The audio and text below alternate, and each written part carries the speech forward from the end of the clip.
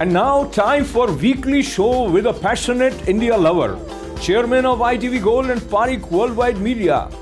Get ready for loving sharing from physician, philanthropist, publisher, and India advocate in this week. Namaskar, I'm Ashok Vyas, and today I am delighted to be welcoming Padma Shri Dr. Sudhir Parikh for this session with a lot of questions. Dr. Sahib, namaskar. Namaskar. So, on the auspicious note, as we are recording this show on the day of Shivaratri, so your recollection of the way you observed Shivaratri and what is the special significance of this for you? Well, Mahasivaratri is a big religious celebration back home when we were children, because we used to go to temple with our parents and do the Shiv Puja, and we fast ourselves, did not eat anything whole day other than milk or something like that, and then there was a big celebration in the temple. We used to dance and be merry and enjoy during Shivaratri. So Shivaratri is really a great religious holiday. It's meant for celebration with the Shivji, as well as do some meditation with the Shivji to purify your own self. So talking about purifying our own self and moving towards the way world is moving, and nobody can stop talking about what is happening between Russia and Ukraine. Initially, everyone felt that even if the attack has taken place, it won't last more than 3-4 days. How do you feel where we are in terms of the escalation of tension owing to Russia-Ukraine conflict?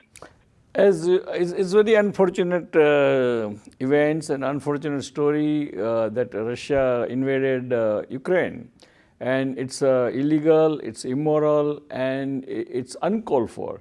There is no country in civilized world, no country should have right to invade any other sovereign country.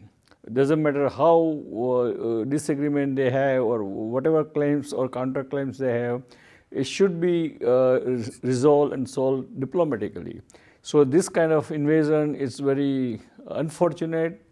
It's bad. It creates a lot of tragedy, human tragedy, and now you can see that more than 500,000 Ukrainian, they are now refugees in the Poland and surrounding neighboring countries. That shows that this is a repeat of the Second World War, and we don't want that. And we all should do everything in our power to stop, condemn this kind of action by Russia. So now when we say we should do everything in our power, let us look at it, what nations can do. And what America has done so far, moving from financial restrictions imposed on Russia to later on including SWIFT restriction, as well as giving $350 million aid for defense to Ukraine. What else do you think European nations, especially NATO nations and America, should have done to prevent this escalation? I think a majority of world watcher think that what NATO members and USA did is not enough to stop the Russian aggression and invasion. And now still it is not too late to come up with the very forceful, under the banner of NATO, or forget about NATO, but under the banner of United Nations, they should get together and send military aid and soldiers and aircraft and everything in the Ukraine to propel the Russian back to in their country. So let us look at it from two angles. One, the way Ukrainians are fighting, and the call of President Zelensky. Common citizens have also started taking up arms. Now, how far that is helping, we don't exactly have detailed information, but looks like Ukrainians are giving good fight. And yet, as I told you, we don't have exact details.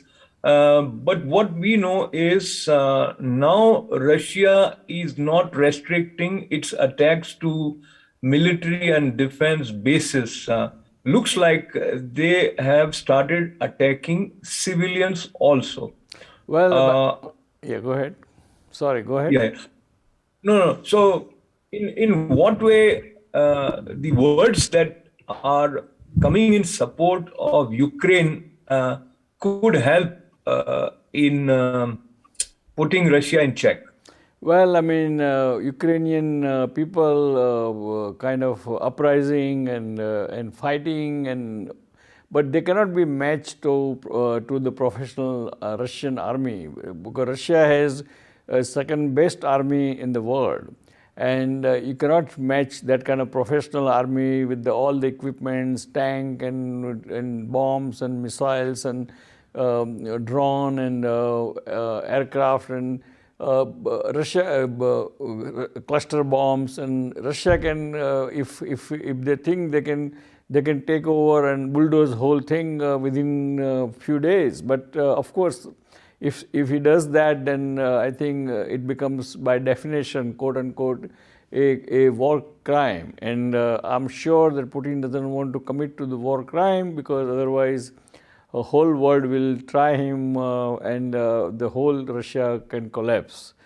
So I think what NATO and what under the leadership, under the banner of the United Nations, I think USA and the Western countries should send the Air Force as well as ground forces to propel the Russians so they can restrict their damage to the Ukraine. And there is no way world should let Russia get away by invading a sovereign country which never has no provocation, innocent people, and they have right to live the way they like to live.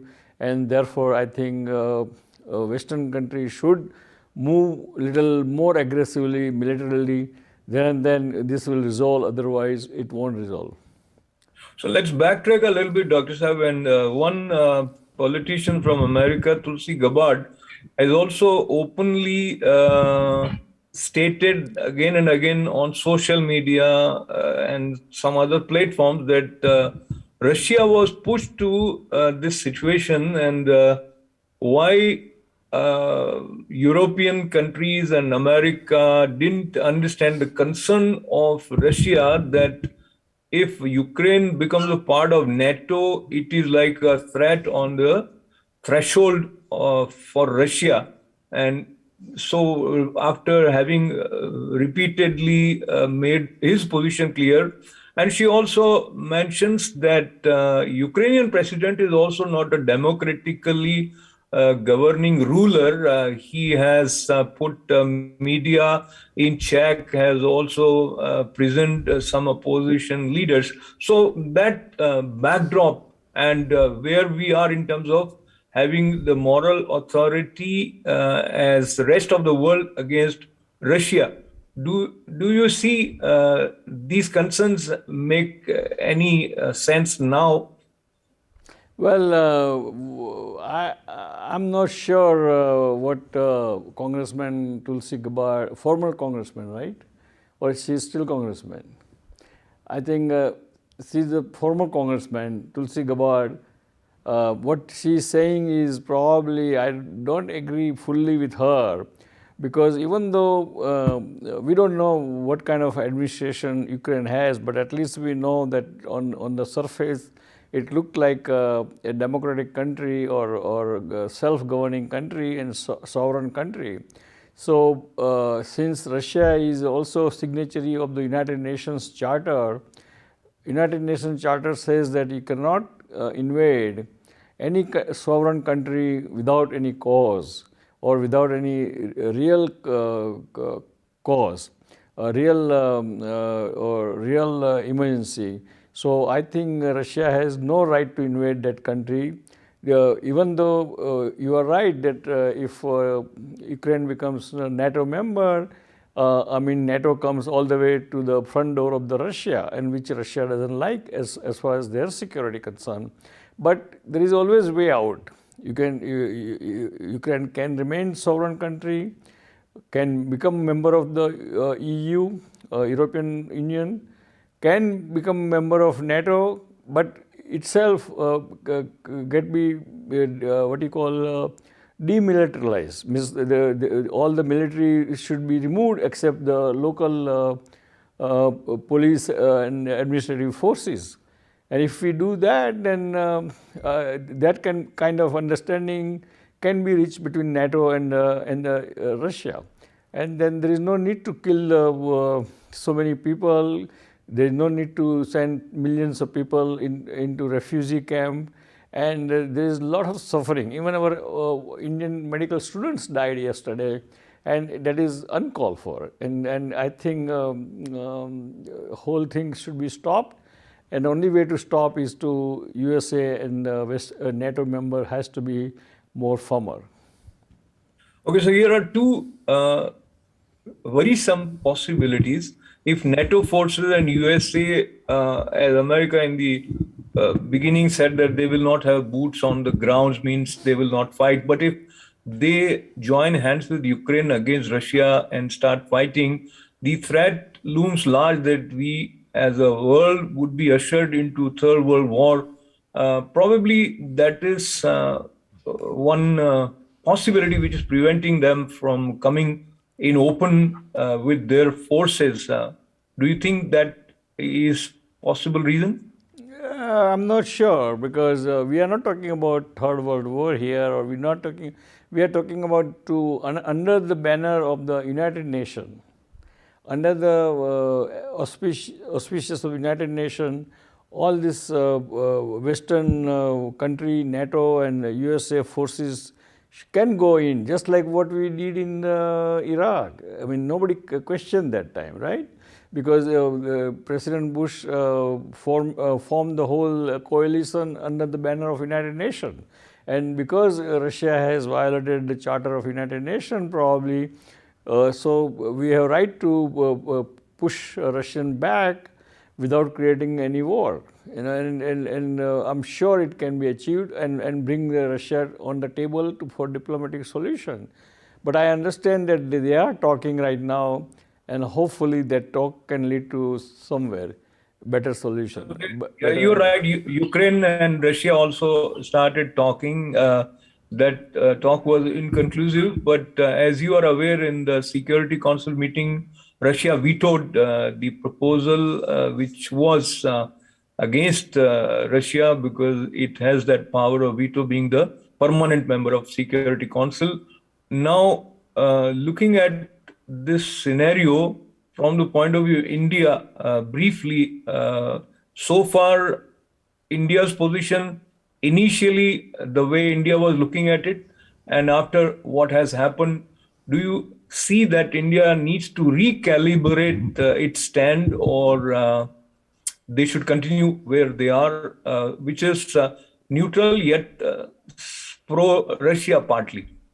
Well, I think India should continue neutral, because India has a lot of economically and social ties to Russia, as well as with the Western country, including USA. So I think a neutral stand is very good.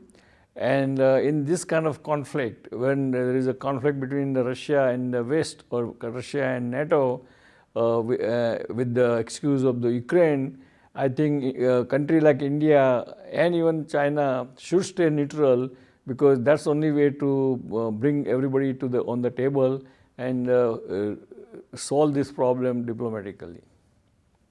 And before we conclude our conversation today, another significant development was the application sent by President of Ukraine to European Union seeking urgent admission, or it wants to become a part of European Union, which they didn't accept. So how do you see this proposal? And this must have further antagonized Russia, because This is what his whole contention is, that this is working as puppet of Western countries. It's possible.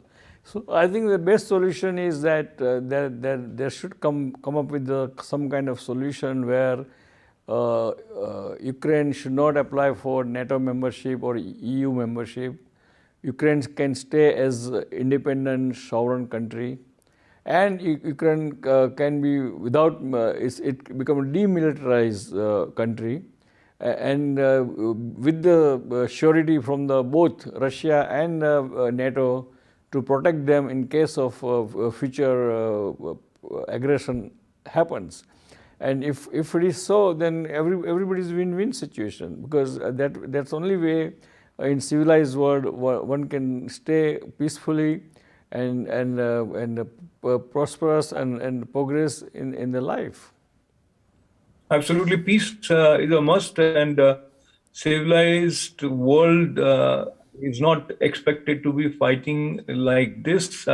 As we conclude once with prayers for peace, Dr. Saab, your parting remarks on today's show. Well, dear friends, it's since last 5 days, our hearts are broken, we are very sad to see the invasion of the Russia into the Ukraine, and the suffering of the over 1 million people, those who become refugee. You can see the evening news, and you can see how people don't have enough food to eat. They are in the bunker. There is no place to sleep or live. And a lot of innocent students, like students from the India and students from the other countries, they all got caught into this crossfire, and there are some casualties on them, and they should get out as soon as possible. Of course, Indian government also doing its best to bring them out. So we pray on this Mahasivaratri din that crisis in the Ukraine can subside, more cool head prevails, and diplomatic solution comes through, and the war stops. That's my sincere prayer, sincere wish, and with that, I would like to say that God bless America, God bless world, God bless India, and God bless Indian American. Thank you. We'll see you next time. Till then, goodbye.